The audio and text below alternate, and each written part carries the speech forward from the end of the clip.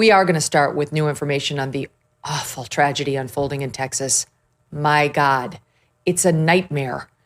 If you listened to our AM update show, you know that 5 young campers were confirmed dead over the weekend after flooding hit Camp Mystic. The campsite hit hard during the storm.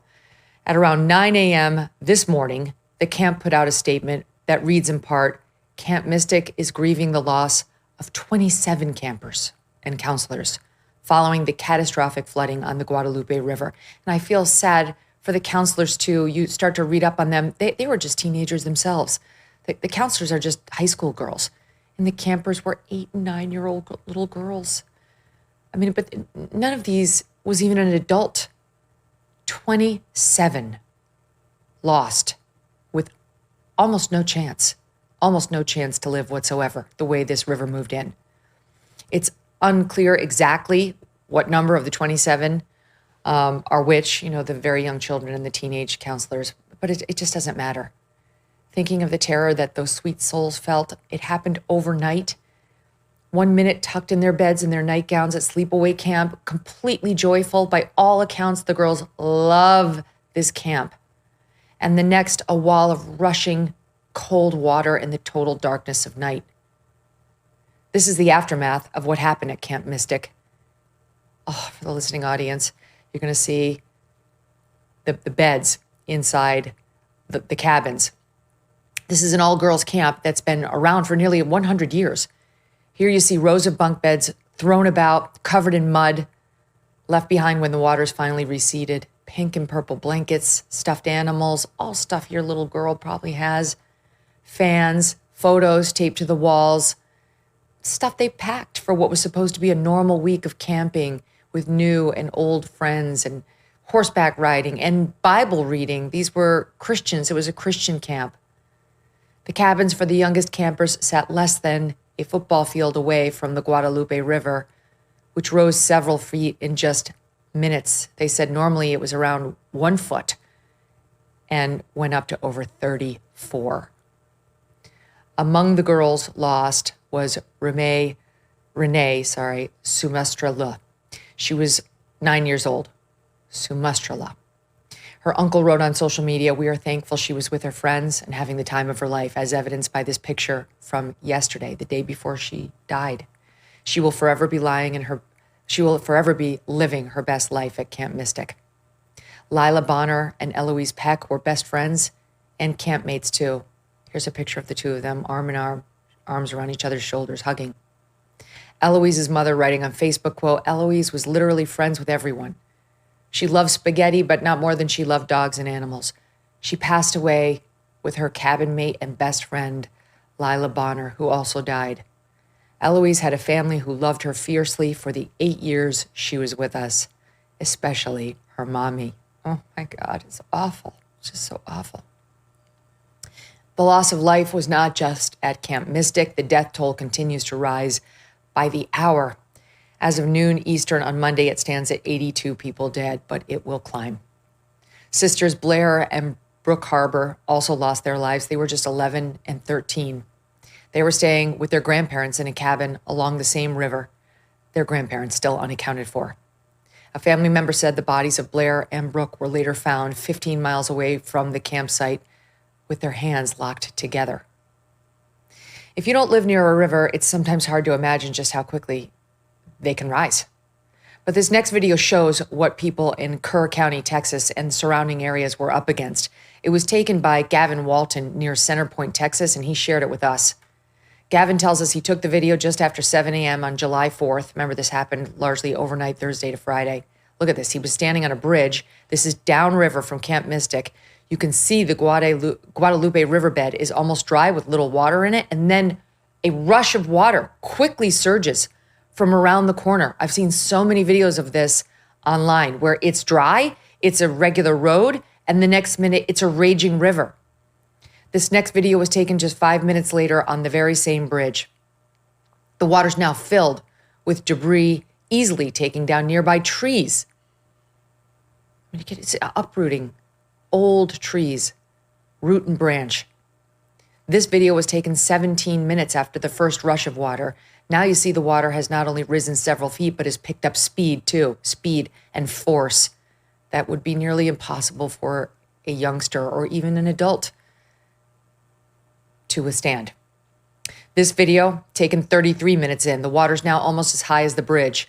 Tree branches, garbage, pieces of decks from nearby homes crashing into the bridge. And wait until you see what happens next as Gavin records an entire home comes into the frame and eventually slams into the bridge. My God. In a matter of just a few hours, the river rising from 1 to 34 feet. President Trump is expected to travel to see the damage himself on Friday, saying he would go today if he could, but he doesn't want to get in the way of rescue operations. Some in the media, absolute ghouls all over the internet, trying to blame the president and DOGE for the tragedy, claiming cuts by DOGE to the National Weather Service are to blame, that they left the agency unprepared. There's a long list of disgusting political ghouls who are doing this. They're insane. These are insane people. They're literally saying that these people deserved it, that these sweet little 8-year-old girls, that the 11 and 13-year-old girls with their arms around each other, that they deserved it because it's a Republican state and they must have voted for Trump and Elon, so suck it. It's absolutely disgusting. Again, there's a long list. We're going to go over it, but take a listen to ABC News's George Stephanopoulos, fresh off of settling a $16 million defamation lawsuit for lies he told over and over and over. He's an on-camera paid liar, still finding ways to lie about Donald Trump, who he says is to blame for everything. Maria, we're also learning that there were significant staffing shortfalls at the National Weather Service's offices in the region.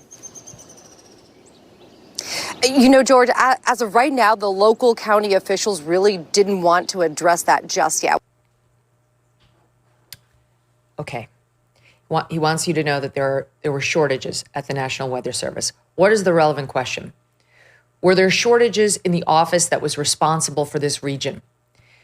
Did anybody involved at that office say the problem was we were understaffed, we needed more bodies? To the contrary, they had extra staff on board in that office going into this event. They understood that they were in a very precarious situation. They brought on more than double the normal expected staff that night. And not one of them is saying that this was the result of DOGE cuts. I missed that in George's toss to his reporter on the scene. Great job. Great job informing your ABC News audience, who you also misled, by the way, your colleagues at their presidential debate between Kamala Harris and Donald Trump on the subject of Venezuelan gangs out in Aurora, Colorado. Remember when ABC News tried to tee up Donald Trump on that and Trump took it and said, this is what's happening with these gang members? Well, now even the left-wing media is admitting Trump was right about that. But ABC News doesn't get it. They don't, if it means Trump was right or Trump didn't do something terrible, they're not interested, you see.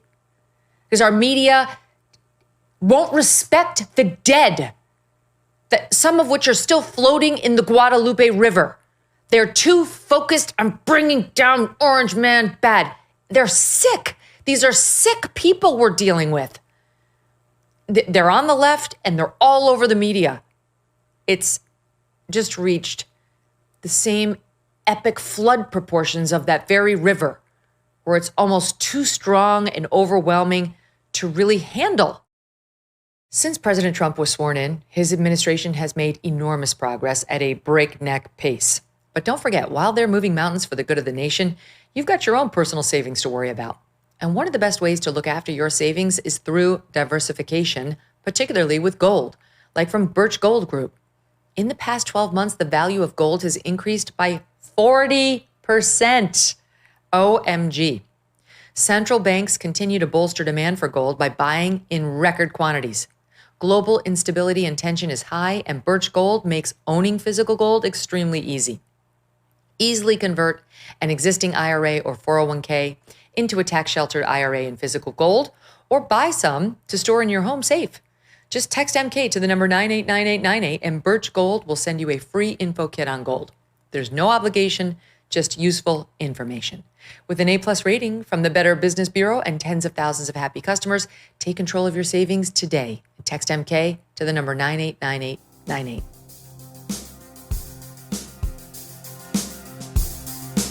Thanks so much for watching. If you like what you just saw, hit the subscribe button for more clips and full episodes.